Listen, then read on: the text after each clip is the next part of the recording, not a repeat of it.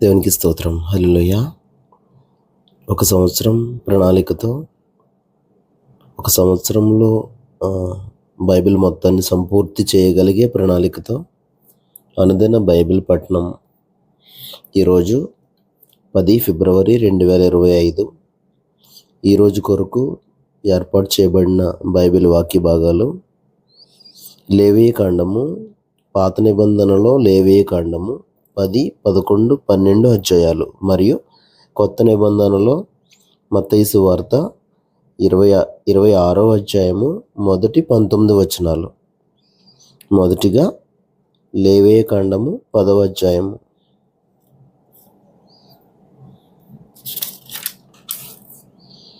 అహరోను కుమారులైన నాదాబు, అబీహులు తమ తమ ధూపార్తులను తీసుకొని వాటిలో నిప్పులుంచి వాటి మీద ధూప ద్రవ్యము వేసి యెహోవా తమకు ఆజ్ఞాపింపని వేరొక అగ్నిని ఆయన సన్నిధికి తేగా యెహోవా సన్నిధి నుండి అగ్ని బయలుదేరి వారిని కాల్చివేశాను. వారు యెహోవా సన్నిధిని మృతి పొందిరి. అప్పుడు మోషే అహరోనుతో ఇట్లనెను, ఇది యెహోవా చెప్పిన మాట, నా యొద్ద నుండి వారి యందు నేను నన్ను పరిశుద్ధపరచుకొందును, ప్రజలందరి ఎదుట నన్ను మహిమపరచుకొందును. అహరోను మౌనముగా నుండగా మోషే అహరోను పినతండ్రి అయిన ఉజ్జీయేలు కుమారులైన మీషాయేలును ఎల్సాఫానును పిలిపించి, మీరు సమీపించి పరిశుద్ధ స్థలమును ఎదుట నుండి పాలెము వెలుపలికి మీ సహోదరుల శవములను మోసుకుని పోవుడని వారితో చెప్పాను. మోషే చెప్పినట్లు వారు సమీపించి చొక్కాయిలను తీయకయే పాలెము వెలుపలికి వారిని మోసుకుని పోయిరి. అప్పుడు మోషే అహరోనును అతని కుమారులైన ఎలియాజరు, ఈతామారును వారితో, మీరు చావకుండునట్లును యెహోవా ఈ సర్వ సమాజము మీద ఆగ్రహపడకుండునట్లును మీరు తల విరియబోసుకొనకూడదు, బట్టలను చింపుకొనకూడదు. కానీ యెహోవా వారిని కాల్చినందుకు మీ సహోదరులైన ఇశ్రాయేలీల ఇంటి వారందరూ ఏడవచ్చును. యెహోవా అభిషేక తైలము మీ మీదనున్నది గనుక మీరు చావకుండునట్లు మీరు ప్రత్యక్షపు గుడారం యొక్క ద్వారముల నుండి బయలు వెళ్ళకూడదనెను. వారు మోషే చెప్పిన మాట చొప్పున చేసిరి. మరియు యెహోవా అహరోనుతో ఇట్లనెను, మీరు ప్రత్యక్షపు గుడారంలోనికి వచ్చినప్పుడు మీరు చావకుండునట్లు నీవును నీ కుమారులను ద్రాక్షరసమునే గాని మద్యమునే గాని త్రాగకూడదు. మీరు ప్రతిష్ఠింపబడిన దాని నుండి లౌకికమైన దానిని, అపవిత్రమైన దాని నుండి పవిత్రమైన దానిని వేరు చేయుటకును యెహోవా మోషే చేత ఇశ్రాయేలీయులకు ఆజ్ఞాపించిన సమస్త విధులను మీరు వారికి బోధించుటకును ఇది మీ తరతరములకు నిత్యమైన కట్టడ. అప్పుడు మోషే అహరోనుతోనూ మిగిలిన అతని కుమారులైన ఎలియాజరు, ఈతామారులతోనూ ఇట్లనెను, మీరు యెహోవా హోమద్రవ్యములలో మిగిలిన నైవేద్యమును తీసుకొని అది పొంగకుండా బలిపీఠం దగ్గర తినుడి. అది అతి పరిశుద్ధము. యెహోవా హోమద్రవ్యములలో నుండి అది నీకును నీ కుమారులకును నియమింపబడిన వంతు కావున మీరు పరిశుద్ధ స్థలములో దాన్ని తినవలెను. నేను అట్టి ఆజ్ఞను పొందితిని. మరియు అల్లాడించు బోరను, ప్రతిష్ఠితమైన జబ్బను మీరు అనగా నీవును నీతో పాటు నీ కుమారులను నీ కుమార్తెలను పవిత్ర స్థలములో తినవలెను. ఎలయనగా అవి ఇశ్రాయేలీయులు అర్పించు సమాధాన బలిలో నుండి నీకును నీ కుమారులకును నియమింపబడిన వంతులు. హోమ ద్రవ్య రూపమైన క్రొవ్వును గాక యెహోవా సన్నిధిని అల్లాడింపబడిన దానిని అల్లాడించినట్లు ప్రతిష్ఠితమైన జబ్బను, అల్లాడించు బోరను తీసుకొని రావలెను. నిత్యమైన కట్టడ చొప్పున అవి నీకును నీ కుమారులకును చెందును. అట్లు యెహోవా ఆజ్ఞాపించెను. అప్పుడు మోషే పాప పరిహారార్థ బలియగు మేకను కనుగొనవలనని జాగ్రత్తగా వెదికినప్పుడు అది కాలిపోయి ఉండెను. అతడు అహరోను కుమారులలో మిగిలిన ఎలియాజరు, ఈతామారును వారి మీద ఆగ్రహపడి, మీరు పరిశుద్ధ స్థలములో ఆ పాప పరిహార బలి పశువును ఏల తినలేదు? అది అతి పరిశుద్ధము గదా. సమాజం యొక్క దోష శిక్షను భరించి యెహోవా సన్నిధిని వారి నిమిత్తం ప్రాయశ్చిత్తం చేయుటకై ఆయన దానిని మీకు ఇచ్చెను గదా. ఇదిగో దాని రక్తమును పరిశుద్ధ స్థలములోనికి తేవలను గదా. నేను ఆజ్ఞాపించినట్లు నిశ్చయముగా పరిశుద్ధ స్థలములో దాన్ని తినవలనని చెప్పాను. అందుకు అహరోను మోషేతో, ఇదిగో నేడు పాప పరిహారార్థ బలి పశువును దహన బలి ద్రవ్యమును యెహోవా సన్నిధికి వారు తేగా, ఇట్టి ఆపదలు నాకు సంభవించను. నేను పాప పరిహారార్థమైన బలి ద్రవ్యమును నేడు తినిన ఎడల అది యెహోవా దృష్టికి మంచిదగునా అనెను. మోషే ఆ మాట విని ఒప్పుకొనెను. లేవియ కాండము 11వ అధ్యాయం. మరియు యెహోవా మోషే అహరోనులకు ఇలాగు సెలవిచ్చెను, మీరు ఇశ్రాయేలీయులతో ఇట్లనుడి, భూమి మీద నున్న జీవులన్నిటిలోనూ మీరు ఈ జీవులను మాత్రం తినవచ్చును. జంతువులలో ఏది డెక్కలు గలదై నెమరు వేయునో దాన్ని తినవచ్చును. గాని నెమరు వేయు వాటిలోనూ 2 డెక్కలు గల వాటిలోనూ వీటిని తినకూడదు. ఒంటె నెమరు వేయును గాని దానికి రెండు డెక్కలు లేవు గనుక అది మీకు అపవిత్రము.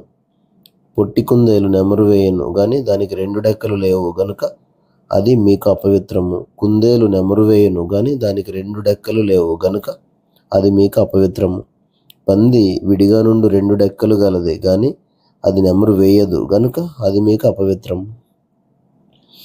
వాటి మాంసమును మీరు తినకూడదు. వాటి కళేబరములను ముట్టకూడదు, అవి మీకు అపవిత్రములు. జలచరములన్నిటిలో వీటిని తినవచ్చును. సముద్రంలోనేమి, నదుల్లోనేమి, ఏ నేలలోనేమి వేటికి రెక్కలు పొలుసులు ఉండునో వాటిని తినవచ్చును.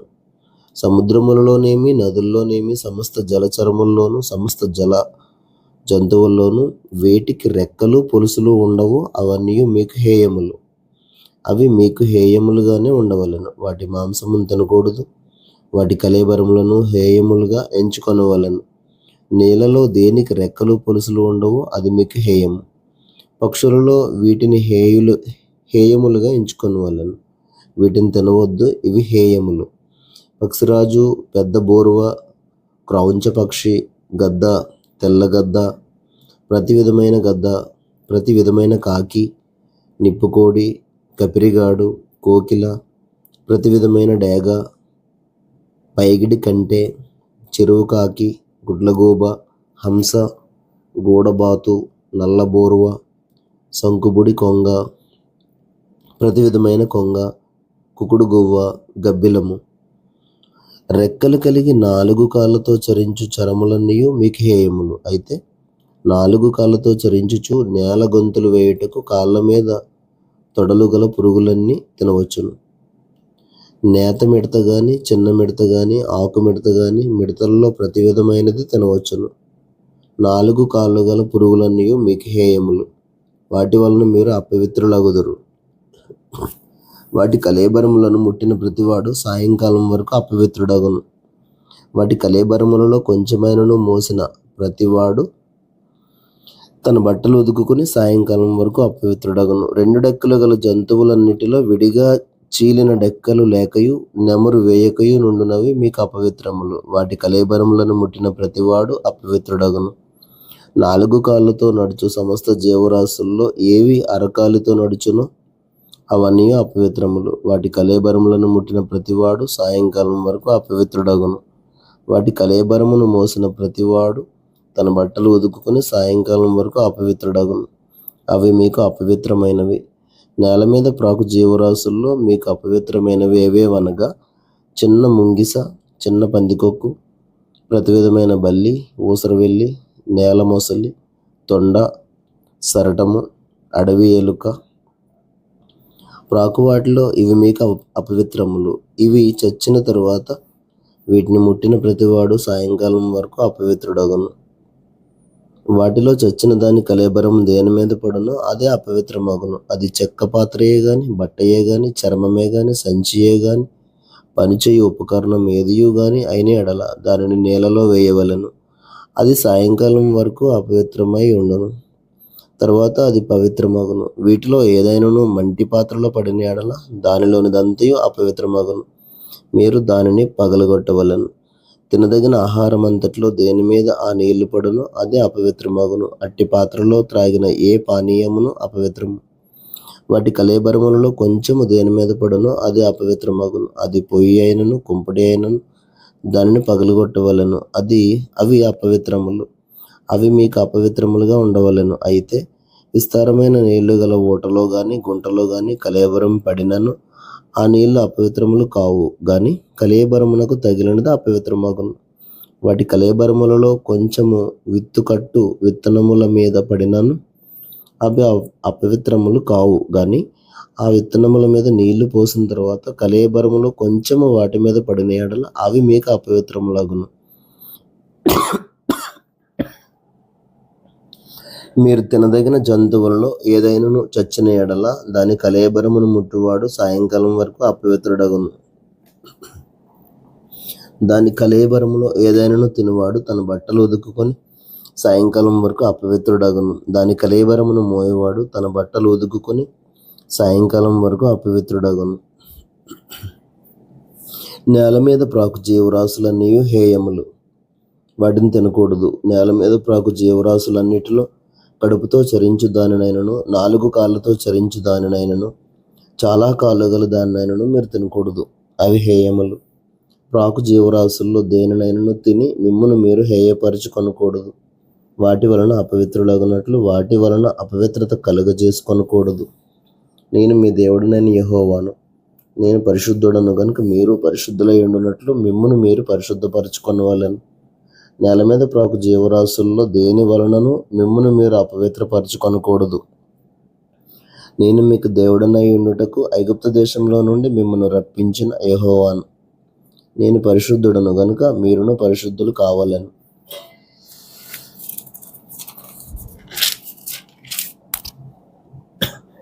అపవిత్రమైన దానికిని పవిత్రమైన దానికిని తినదగిన జంతువులకును తినదగని జంతువులకును భేదము చేయునట్లు జంతువులను గూర్చియు పక్షులను గూర్చియు జలచరములైన సమస్త జీవులను గూర్చియు నేల మీద ప్రాకు సమస్త జీవులను గూర్చియు చేసిన విధి ఇదే అని చెప్పుమనెను.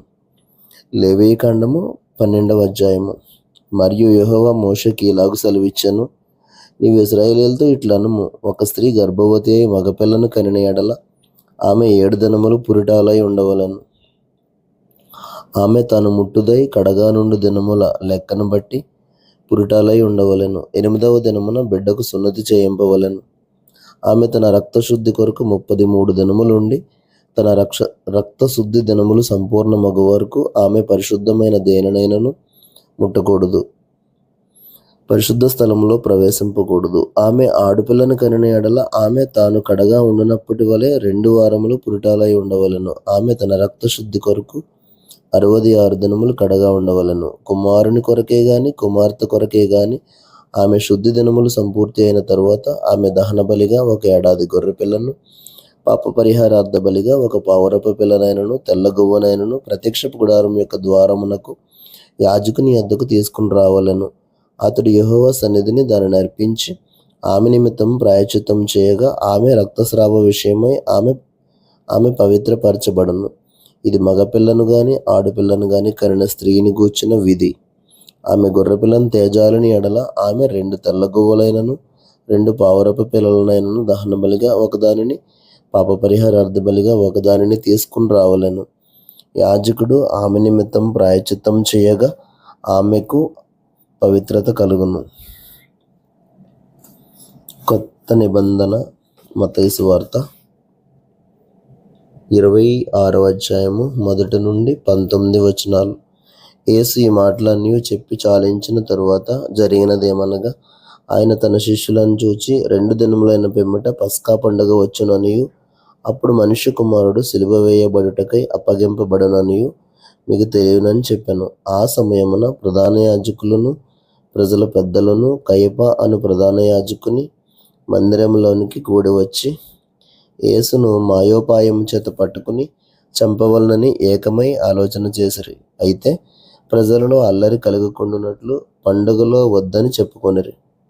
యేసు బేతనియలో కుష్ఠరోగి అయిన సీమోను ఇంటనున్నప్పుడు ఒక స్త్రీ మిక్కిలి విలువగల అత్తరు బుడ్డి తీసుకుని ఆయన యొద్దకు వచ్చి ఆయన భోజనమునకు కూర్చుండగా దానిని ఆయన తల మీద పోసెను. శిష్యులు చూచి కోపపడి, ఈ నష్టం ఎందుకు? దీనిని గొప్ప వెలకు అమ్మి బీదలకు ఇయ్యవచ్చునే అనిరి. యేసు ఆ సంగతి తెలుసుకుని, ఈ స్త్రీ నా విషయమై ఒక మంచి కార్యం చేశాను. ఈమెను మీరెలా తొందర పెట్టుచున్నారు? బీదలు ఎల్లప్పుడూ మీతో కూడా ఉన్నారు, కానీ నేను ఎల్లప్పుడూ మీతో కూడా ఉండను. ఈమె ఈ అత్తరు నా శరీరం మీద పోసి నా భూస్థాపన నిమిత్తం దీనిని చేశాను. సర్వలోకమందు ఈ సువార్త ఎక్కడ ప్రకటింపబడునో అక్కడ ఈమె చేసినదియు ఈమె జ్ఞాపకార్థముగా ప్రశంసింపబడునని మీతో నిశ్చయముగా చెప్పుచున్నానని వారితో అనెను. అప్పుడు 12 మందిలోనొకడగు ఇస్కరియోతు యూదా ప్రధాన యాజకుల యొద్దకు వెళ్ళి, నేను ఆయనను మీకు అప్పగించిన యెడల నాకేమి ఇత్తురని వారిని అడిగాను. అందుకు వారు 30 వెండి నాణెములు తూచి వానికిచ్చిరి. వాడు అప్పటి నుండి ఆయనను అప్పగించుటకు తగిన సమయం కనిపెట్టుచుండెను. పులియని రొట్టెల పండుగలో మొదటి దినమందు శిష్యులు యేసునొద్దకు వచ్చి, పస్కాను భుజించుటకు మేము నీ కొరకు ఎక్కడ సిద్ధపరచగోరుచున్నామని అడిగిరి. అందుకైన, మీరు పట్టణమందున్న ఫలాని మనుషుని వద్దకు వెళ్ళి, నా కాలం సమీపమై ఉన్నది, నా శిష్యులతో కూడా నీ ఇంట పస్కాను ఆచరించుదునని బోధకుడు చెప్పుచున్నాడని అతనితో చెప్పుడనెను. యేసు తమకు ఆజ్ఞాపించిన ప్రకారం శిష్యులు చేసి పస్కాను సిద్ధపరిచిరి. దేవుడు తన పరిశుద్ధ వాక్యమును మన వినికిడిలో దీవించునుగాక. ఆమెన్.